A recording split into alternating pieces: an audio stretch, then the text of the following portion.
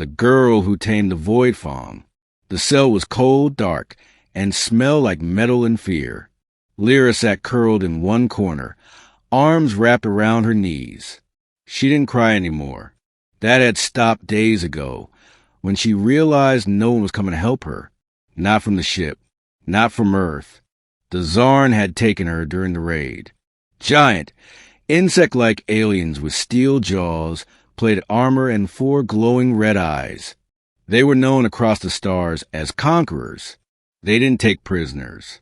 They collected specimens. Lyra was a specimen now. She hadn't seen another human since. Only glass cages filled with other creatures. Some crying, some hissing, others already dead. But Lyra had survived. Somehow. Until today. 2 Zarn guards came for her, without speaking. Their clicking footsteps echoed down the corridor as they dragged her into a large arena. The walls were bone white, stained with old blood. At the center, a cage stood, sealed by shimmering energy, and inside it waited the monster. It was massive. Its fur was bone white, almost glowing. Its eyes were pale violet, hollow and endless. Muscles rippled beneath its coat, like coils of living death. 2 scars ran across its muzzle. It stared at her with silent, icy hatred. The Void Fong, one Zarn hissed. The eater of flesh, failed to be broken. It will consume the human as example. Lyra's legs shook, but she didn't run.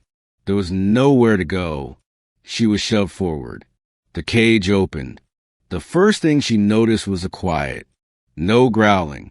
No sudden charge. Just silence. The wolf, if it could be called that, watched her without moving. Lyra's breath caught. She felt like she was being examined by a god of death. But she did not scream. She did not cower. Instead, she whispered, "You're alone too, huh?" The creature blinked. Slowly. Then, to the amazement of the watching aliens, it sat down. The Void Fong did not attack. The control room was chaos. High Chancellor Vren slammed a claw against the console. Why does it hesitate? The wolf should have torn her apart. A scientist trembled. It senses something. She is not afraid. And the Void Fong reacts to emotion, perhaps. Vren snarled. "Silence! This beast is our executioner, not a pet." But as they watched, the girl slowly approached the creature. She knelt and reached out a small hand. It could have swallowed her head whole, but instead it leaned forward and touched her hand with its nose. Lyra felt warmth, not in her skin, but in her mind. A brush of thought, a question. "Why are you not afraid?" She blinked. "I should be, but you're not just a monster. They're the monsters." She closed her eyes. "You're hurt. They locked you up too." A memory slipped into her mind, not her own. A cold lab. Shocks. Screams. Pain. Isolation. They had tried to make the Void Fong a weapon, but it would not obey.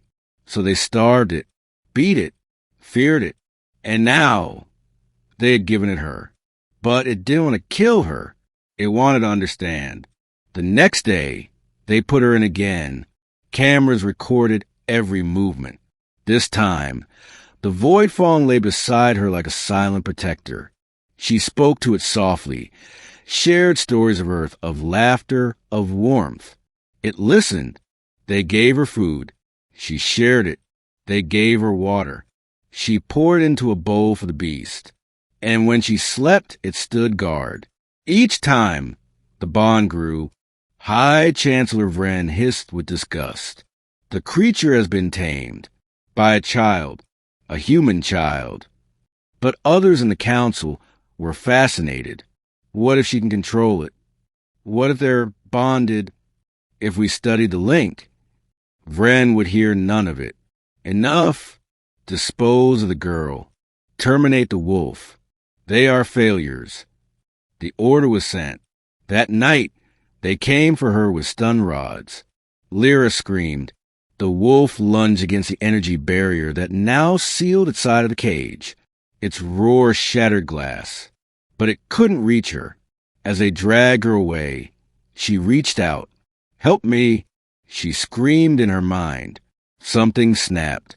The walls shook, the lights flickered, and then the energy barrier exploded in a flash of violet fire. The Void Fawn stepped through the flames. Free, the guard didn't stand a chance. It moved like white lightning, silent, lethal, unstoppable. But it didn't kill for sport. Only those who hurt her. Lyra hid behind a crate, shaking. When the last guard fell, the creature turned and approached her. Blood stained its fur, but its eyes were soft. It knelt before her and bowed its head. "You called. I came." She buried her face in its fur. "Thank you." They escaped the station. Together. She didn't ask where they were going.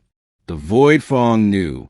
It ran across the alien landscape with her on its back, dodging patrols, stealing rations, and staying ahead of pursuit. Days turned to weeks. Lyra grew stronger, sharper. She learned to communicate with him. No words needed. She called him Ash for the pale fire in his eyes. And Ash called her something too, though no human word could quite capture it. It meant bonded one, heart of mercy, the unafraid.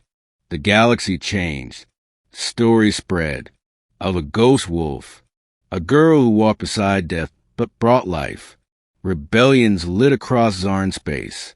Other species, enslaved for decades, took hope. Because if a child could tame the Void Fawn, then maybe the monsters weren't invincible after all. One day, on a ruined world, they stood atop a mountain, wind howling. Lyra was older now, maybe 10, still a child, but no longer helpless. "Do you think they'll always chase us?" she asked.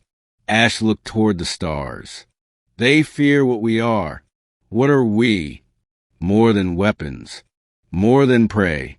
We are what they cannot control." She nodded and smiled.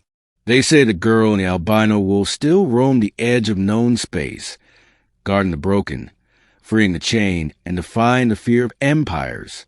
One once meant to be a sacrifice, the other born to be a killer. But together, something else entirely.